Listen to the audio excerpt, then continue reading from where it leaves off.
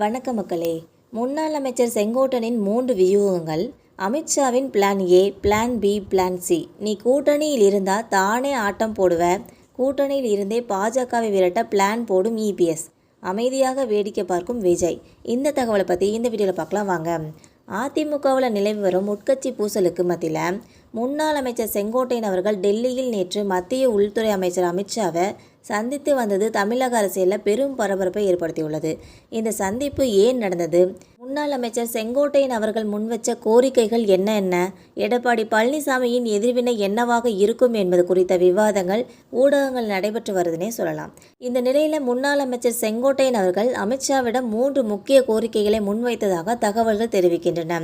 முதல் கோரிக்கை, 2026ஆம் ஆண்டு சட்டமன்ற தேர்தலில் வெற்றி பெற பிரிந்திருக்கும் அதிமுக தலைவர்கள் அனைவரும் மீண்டும் ஒன்றிணைய வேண்டும் என்றும், 2 பல்வேறு மூத்த தலைவர்கள் ஒற்றுமையை விரும்பினாலும் அதிமுக பொதுச் செயலாளர் எடப்பாடி பழனிசாமி அவர்கள் மட்டுமே இதற்கு தடையாக இருக்கிறார் என்றும், எனவே எடப்பாடி பழனிசாமி அவர்கள் தொடர்ந்து முரண்டு பிடித்தால் அவரை தலைமை பொறுப்பிலிருந்து நீக்கிவிட்டு புதிய தலைமையை நியமித்து பாஜகவுடன் கூட்டணி அமைத்து தேர்தலை சந்திக்கலாம் என்றும், 3வது அந்த புதிய தலைமைக்கு தானும் பொருத்தமானவர் என்பதால் தன்னை தலைவராக நியமிக்க வேண்டும் என்றும் செங்கோட்டையன் அவர்கள் வலியுறுத்ததாக கூறப்படுகிறது.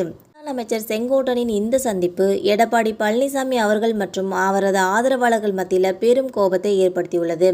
ஒரு கூட்டணி கட்சி தலைவர் தங்கள் கட்சிக்குள்ளேயே உள்ள அதிருப்தியாளருடன் சந்திப்பு நடத்தியது கூட்டணி தர்மத்தை மீறிய செயல் என எடப்பாடி பழனிசாமி ஆதரவாளர்கள் கருதுகின்றனர். செங்கோட்டையனை கட்சியில் இருந்து நீக்க வேண்டும் என மூத்த தலைவர்கள் வலியுறுத்தியுள்ளனர் என்பது குறிப்பிடத்தக்கது. எனினும் அது பாஜகவுடன் உறவில் மேலும் சிக்கலை ஏற்படுத்தும் என்பதால் எடப்பாடி பழனிசாமி அவர்கள் இப்போதைக்கு அமைதி காக்கிறாங்கன்னே சொல்கிறாங்க. இந்தியாவில் ஒரு வலுவான கட்சியாக மாற பாஜக பல்வேறு மாநிலங்களில் யூஸ் அண்ட் த்ரோ வியூகத்தை பின்படுத்துவதாக அரசியல் விமர்சகர்கள் கூறுகின்றனர்.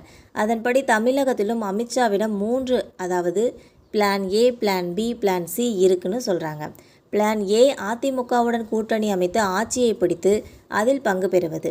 பிளான் பி, காலப்போக்கில் அதிமுகவை பலவீனப்படுத்தி தமிழகத்தில் பாஜகவை ஒரு தனிப்பெரும் கட்சியாக மாற்றுவது. பிளான் சி, 2026ஆம் ஆண்டு சட்டமன்ற தேர்தலில் அதிக தொகுதிகளை வென்று சட்டமன்றத்தில் தங்கள் பலத்தை அதிகரிப்பது. அதன் மூலம் 2029ஆம் ஆண்டு நாடாளுமன்ற தேர்தலில் தமிழகத்திலிருந்து அதிக எம்பிகளை பெறுவது. பாஜகவின் இந்த வியூகத்தின்படி அதிமுகவை ஒருங்கிணைக்கும் முயற்சி இந்த இலக்குகளில் ஒன்றாகும். இந்த இணைப்பு முயற்சிகளுக்கு செங்கோட்டையன் போன்ற மூத்த தலைவர்களை பயன்படுத்தி எடப்பாடியின் அதிகாரத்தை கட்டுக்குள் வைக்க பாஜக நினைப்பதாக கூறப்படுகிறது. செங்கோட்டையனின் கோரிக்கைகள் குறித்து அமித்ஷா எந்த உறுதியான பதிலும் அளிக்கவில்லை. எடப்பாடி பழனிசாமியின் பலம் குறித்தும் ஓபிஎஸ் மற்றும் செங்கோட்டையன் போன்றவர்களின் பலம் குறித்தும் பாஜகவுக்கு நன்கே தெரியும். எடப்பாடிக்கு இருக்கும் செல்வாக்கை உணர்த்த அமித்ஷா எந்த முடிவுக்கும் வரவில்லை. அதே சமயம் எடப்பாடி பழனிசாமி இந்த விவகாரத்தை தனக்கு சாதகமாக பயன்படுத்த திட்டமிட்டுள்ளார் என்றும், செங்கோட்டையனின் செயல்பாடுகள் அவரது அதிகாரத்தை தானாகவே குறைக்கும் என்று எடப்பாடி கணக்கு போடுவதாகவும், அமித்ஷாவின் பதில் எடப்பாடியின் நிலையை மேலும் வலுப்படுத்துவதாகவும் அரசியல் வட்டாரங்களில் கூறப்படுகிறது. ஒருவேளை தனக்கு எதிராக பாஜக ஏதாவது காய் நகர்த்தினால் பாஜகவை கூட்டணியில் இருந்து விரட்டி விடவும் அவர் தயங்க மாட்டார் என அதிமுக வட்டாரங்கள் கூறுகின்றன. மொத்தத்தில் தமிழக அரசியல் களம் வரவிருக்கும் தேர்தலை நெருங்கும் போது மேலும் சூடுபிடிக்கும் என்பதில் சந்தேகமே இல்லை. பாஜகவின் இந்த வியூகங்கள் தமிழகத்தில் பலனளிக்குமா என்பதை பொறுத்திருந்து தான் பார்க்க வேண்டும். இந்த வீடியோ உங்களுக்கு பிடிச்சிருந்தால் மறக்காமல் சப்ஸ்கிரைப் பண்ணி பெல் ஐகானை கிளிக் பண்ணி வச்சுக்கோங்க. நம்ம போகிற வீடியோஸ் உடனுக்குடன் வந்து சேரும். தேங்க்யூ.